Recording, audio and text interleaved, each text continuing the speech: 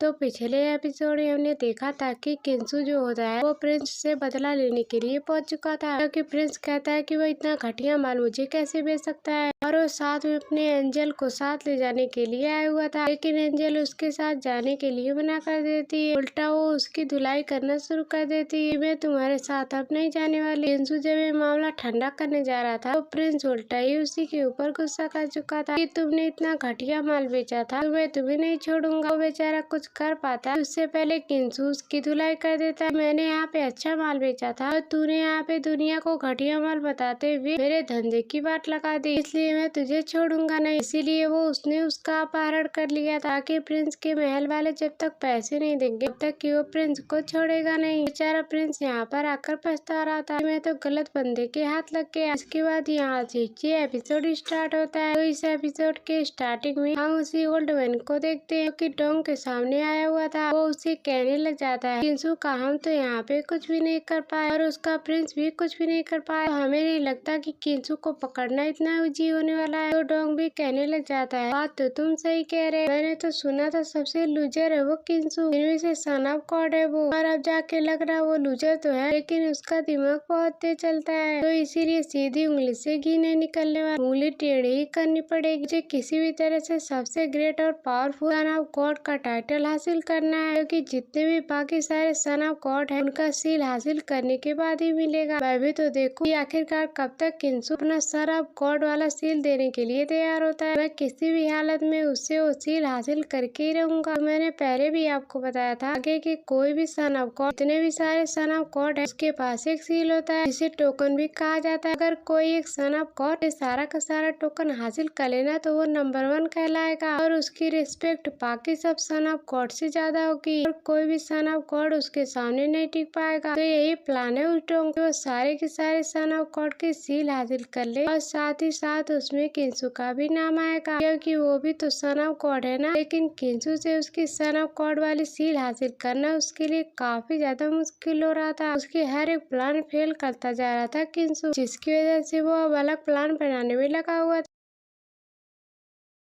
ताकि वो किसी तरह से किंसु से उसका सन ऑफ गॉड वाली सील हासिल कर सकता है। तो फिर ओल्ड मैन उससे कहता है जहाँ तक मुझे लगता है ना कि प्रिंस को उस किंसु ने कैद किया है ना, तो प्रिंस के महल वाले इतनी आसानी से बैठेंगे नहीं, वो कुछ न कुछ तो जरूर करने की कोशिश करेंगे। हम इसी मौके का फायदा उठा सकते हैं, थोड़ा और भड़का सकते हैं प्रिंस के महल वालों को ताकि वो किसी तरह से किंसु का जान ले ले। उसके बाद हम उसे सन ऑफ गॉड वाले सील को हासिल कर लेंगे। और फिर डोंग भी कहने लग जाता है बात तो तुम सही कह रहे हो, कुछ तो बढ़िया प्लान बनाना पड़ेगा। अब हम ऐसे हाथ पे हाथ रख के नहीं बैठ सकते। और दूसरी तरफ हम यहाँ पे किंसु को देखते हैं, उसको मोटू एक जगह पे लेके आता है, यहाँ पे फ्लोटिंग आइलैंड मौजूद थे और यहीं पर होने वाली थी वो मून सेरेमनी। मोटू किंसु को इस जगह के बारे में बताना शुरू कर देता है, जो तुम देख पा रहे हो यहाँ पे 7 फ्लोटिंग आइलैंड मौजूद है और सारे आइलैंड हवा में तैर रहे हैं, लेकिन इसमें से एक बात ये है कि इसके अंदर जाना किसी के लिए अलाउड नहीं है, कोई भी अंदर नहीं जा सकता। और हर एक आइलैंड पे इसी तरह का खास बैरियर फॉर्मेशन लगा हुआ है और कोई भी घुसपैठिया उसके अंदर घुसने की कोशिश करता है तो उसकी वाट लग जाती है, ताकि सन ऑफ गॉड भी जो है ना उसको भी उसके अंदर जाने की परमिशन नहीं है, आप भी उसके अंदर नहीं जा सकते।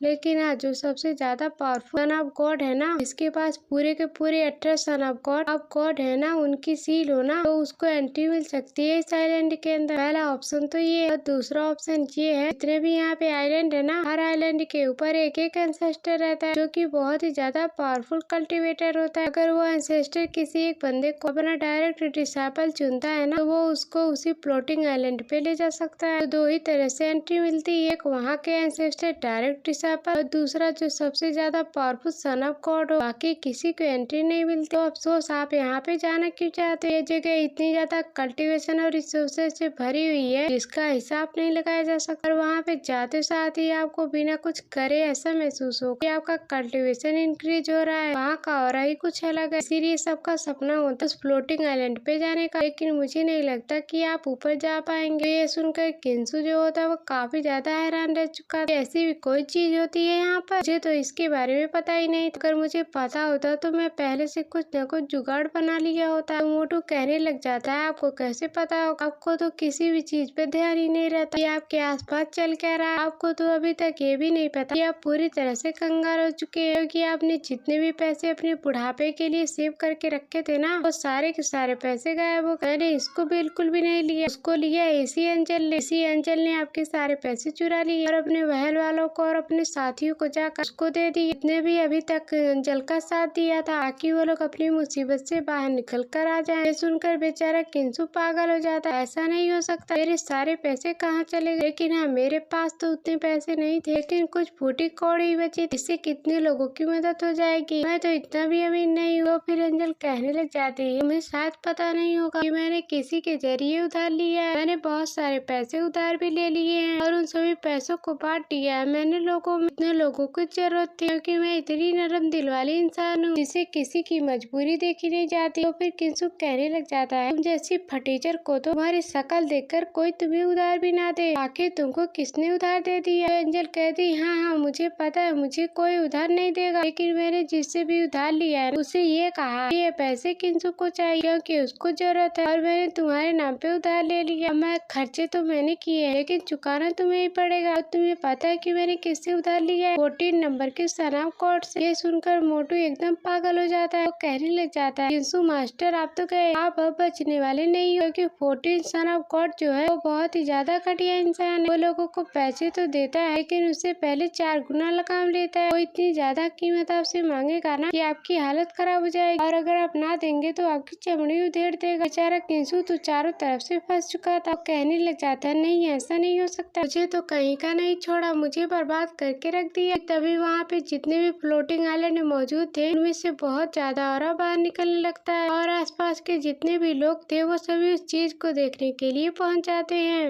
ये असल में यहाँ पे हो क्या रहा है? असल में इतना ऑरा बाहर निकल के क्यों आ रहा है? तो सभी लोग कहने लग जाते हैं, ऐसा लग रहा है कि किसी न किसी बंदे ने इस आइलैंड के अंदर अपना ब्रेक थ्रू किया है और अपनी पावर को इंक्रीज किया,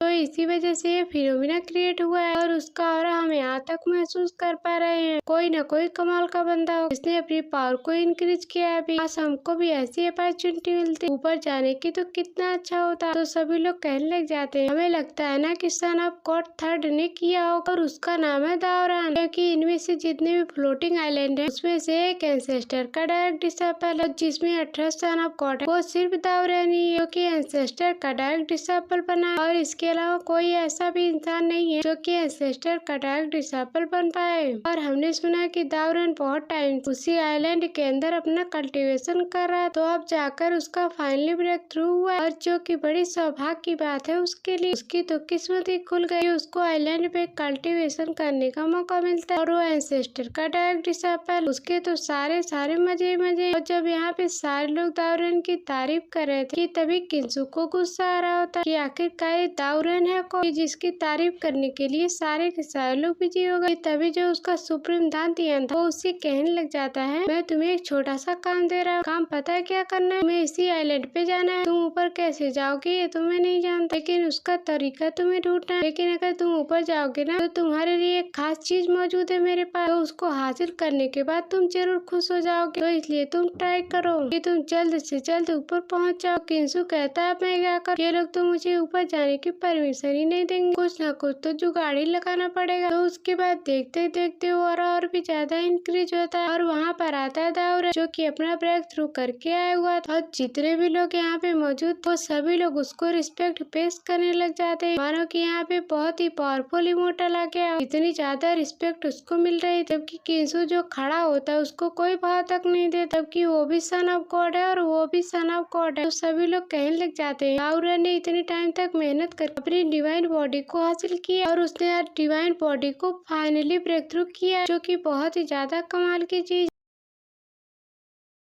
और उसके जितना पावरफुल बाकी जितने सन ऑफ गॉड हैं उनमें से कोई भी नहीं। सब लोग यहाँ पे चमचागिरी करने लगे थे उस दौरान, लेकिन किंसु वहाँ पे कुछ भी नहीं करा, तो उसने रिस्पेक्ट पेश की, ना ही वो झुका। और इतने सारे लोगों से अपनी तारीफ सुन के दावरान काफी ज्यादा खुश हो रहा था। वो ऐसे ही हवा में उड़ रहा था और अब वो हवा में उछलने लग जाता है, तो किंसु उसको देख कर कहने लग जाता बड़ा आया एटीट्यूड दिखाने वाला, तो गेम में ही बचा के रहूंगा क्योंकि यहाँ पे मेरे कोई इज्जत नहीं करता। और देखो इसकी यहाँ पे सब लोग तारीफों की पुल बांध रहे हैं। दाऊ रंग का एक जो खास बंदा था वो किंसु को देख के कहने लग जाता है, अबे वहाँ पे खड़ा क्यों, झुक जा दाऊ रंग के सामने और उसको रिस्पेक्ट पेश कर। आखिरकार तू है कौन, उनको रिस्पेक्ट पेश नहीं कर रहा। तो मोटू कहने लग जाता है, नहीं ऐसा नहीं हो सकता, किंसु भी सन ऑफ गॉड और दाऊ रंग भी सन ऑफ गॉड है। दो सन ऑफ गॉड एक दूसरे को रिस्पेक्ट पेश नहीं करते क्योंकि सबकी पोजीशन बराबर होती है, सिर्फ अलग अलग पावर हो सकती है। जब पोजीशन एक जैसी है तो एक दूसरे को रिस्पेक्ट पेश करना सही बात नहीं है। मोटू ने यहाँ पे किंसु को बचा लिया, लेकिन वहाँ पे दाऊ रंग कहने लग जाता है, अच्छा आप समझ में आया, तुम यहाँ पे सन ऑफ गॉड किंसु, वही किंसु जिसने सन ऑफ गॉड के नाम पे धब्बा लगा के रखा है। और लोग सन ऑफ गॉड को उतनी ज्यादा रिस्पेक्ट नहीं देते और वो भी सिर्फ तुम्हारी वजह से। तुम अभी भी वैसे हो, मैंने तुम्हें कितने साल पहले देखा, तुम उस टाइम भी लूजर थे और आज भी लूजर हो, कोई भी इम्प्रूवमेंट तुम्हारे अंदर आया ही नहीं। जरा मुझे देखकर मोटिवेट हो जाए, जरा कल्टीवेशन पे ध्यान दिया करो। किंसु कहने लगता है, कल्टीवेशन पे कैसे ध्यान, मुझे ऊपर आने दोगे तभी तो कल्टीवेशन